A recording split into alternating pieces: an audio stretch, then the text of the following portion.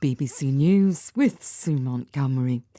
The leader of a far-right group has been sentenced to 18 years in prison for his role in the US Capitol riot in January 2021. It's the longest sentence handed down to date over the storming of the building by crowds seeking to block certification of Joe Biden's presidential win.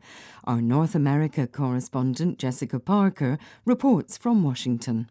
Stuart Rhodes didn't personally enter the Capitol building on the day it was stormed, but prosecutors argued that the former US paratrooper had acted like a battlefield general. Rhodes founded Oath Keepers, a far-right militia which would become staunchly supportive of Donald Trump. Just prior to January the 6th, the group stashed weapons in a nearby hotel room in Virginia.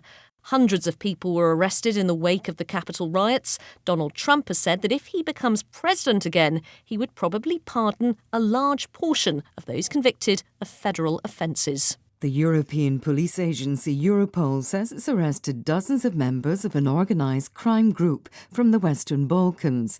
It follows simultaneous raids in 7 countries. Guy Deloney has more details. This is actually just the latest of a series of operations that Europol have been involved in. Based on data, the law enforcement agencies have been able to extract from a formerly encrypted communication service called Sky ECC.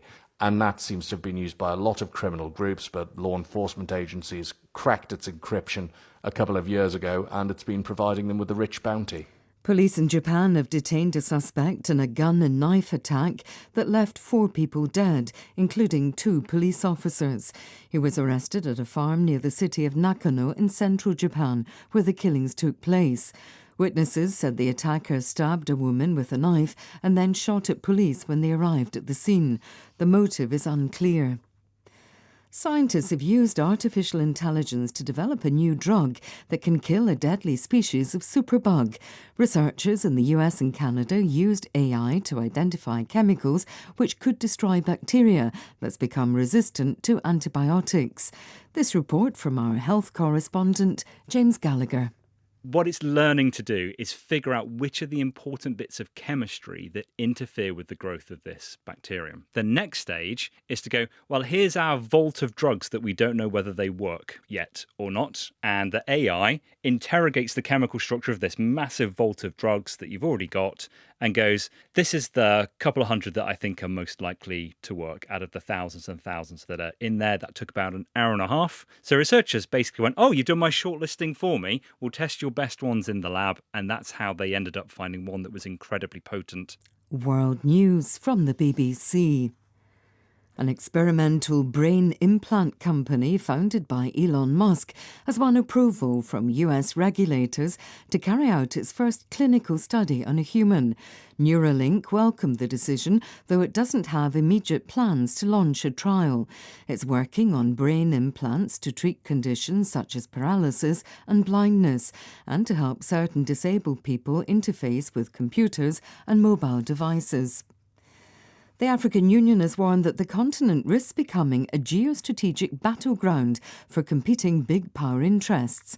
Its Commission Chairman Moussa Faki Mahamat said Africa must resist the consequences of intensifying global rivalries that he said threatened to create a new Cold War.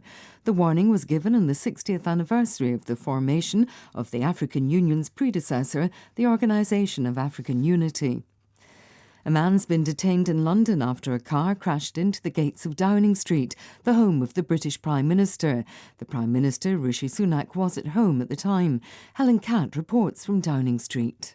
We know that a man was arrested. He was arrested on suspicion of criminal damage and dangerous driving, and that arrest was made on the scene here by armed police officers. There are always armed police officers at the gates of Downing Street. We're being told that this is now being dealt with by local police. It's not currently being treated as a terrorism incident. Beyond that, though, we don't know any more about what any sort of motive or any cause might have been. Brazil's President Luiz Inácio Lula da Silva has called an emergency meeting with his environmental and indigenous affairs ministers after Conservatives in Congress moved to dilute their powers. A congressional committee approved a measure that would strip the 2 ministries of their ability to oversee the land registry and demarcate indigenous territories. The environment minister said the move threatened democracy and Brazil's climate goals.